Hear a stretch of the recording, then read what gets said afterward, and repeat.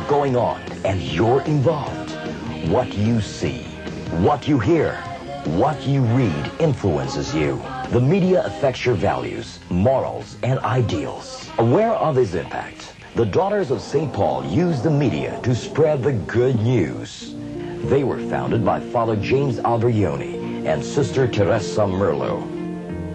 St. Paul was chosen as their patron because he was seen as a model for evangelization. Overcoming all obstacles, he sought every means to make Christ known.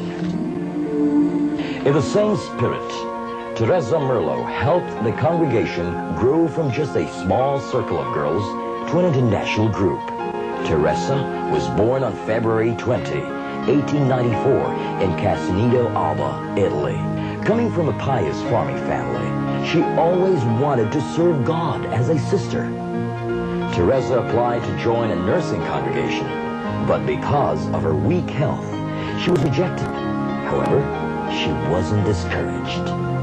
Since she excelled in sewing, Teresa opened a small sewing school at home. Through her school, she found a way of serving God. She instilled Christian values to her students. When the First World War broke out, it changed many lives, including Teresa's. Her desire to be a sister was fulfilled in June 1915. It was then that she first met Father Alberoni. He had founded the Society of St. Paul.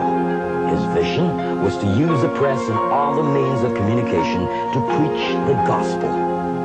And seeing the need for a female congregation, he sought Teresa's help. Drawn to his vision, she said yes. It was a yes to the birth of the Daughters of St. Paul. Their first mission was to print a weekly diocesan newspaper, La Valsusa.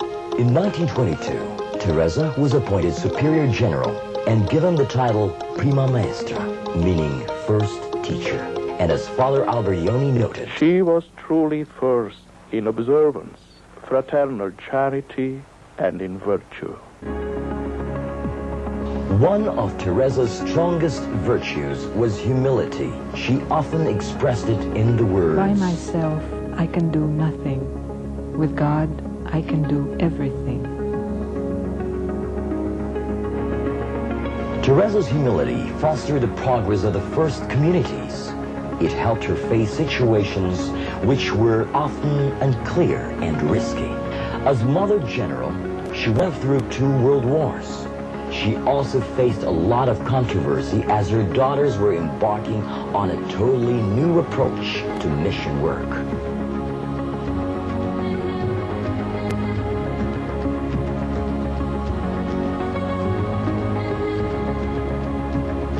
Another virtue that stood out in Teresa was her strong faith. From the very start, she saw Father Alberoni as a man of God. She carried out his every directive. Her total obedience to him may indicate a too submissive character, but Teresa was a woman who always saw reality with the eyes of faith. Our whole life must be spent for God. Everything in us must tend toward God. Although Teresa was not highly educated, her faith and humility gave her the courage to lead. With zeal, she launched her daughters into the latest means of communication. Writers, speakers, journalists, and media experts were trained. And with her maternal tenderness, she brought out the best in her daughters. Teresa also reached out to the sick. Father Alberoni suggested to her the idea of building a hospital, but Teresa was fully responsible for its completion. The Queen of Apostles Hospital was opened in 1949. Her generosity extended to all those in need. During the Second World War, the convent of a group of Benedictine nuns was bombed. Teresa took them in despite having only the bare necessities of life. To calm their anxiety, Teresa told them, "Our home is God's, not ours, and so it is yours too." Another group whom Teresa helped during the war were the soldiers. She gave them food, shelter, and clothes at a great risk. Teresa continues to inspire her daughters today. It was the words of Primo Maestra, "I will carry you in my heart," that assures me that here is a special person, who is not just a figure of the past, but a mother who is very much alive and active in my life, who is also willing to keep me in her heart only if I am willing to keep her too in my heart. Having known Prima Maestra only through her writings, her write-ups about her, personal testimonies of people who have come in contact with her, does not make me in any way feel sorry for not having met her personally. Because with the rich legacy she left to us as daughters of St. Paul, she remains ever present for me.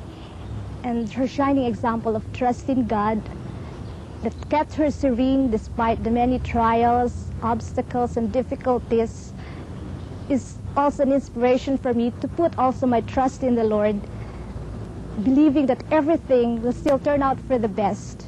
She was a great prophetic guide. She lived during her times, and she used all the means available to proclaim the gospel. As a daughter of St. Paul, I think we are challenged to live in the current historical moment and to try to discover new paths to pronounce and to proclaim the gospel. And what really is energizing about this is the fact that our apostolate will never get old, and it will ever be more so relevant today.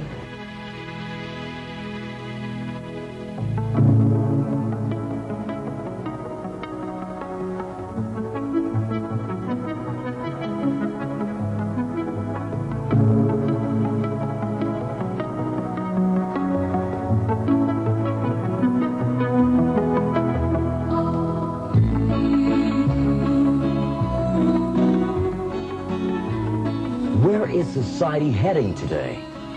At the heart of the world's social, economic, and political woes is a spiritual problem.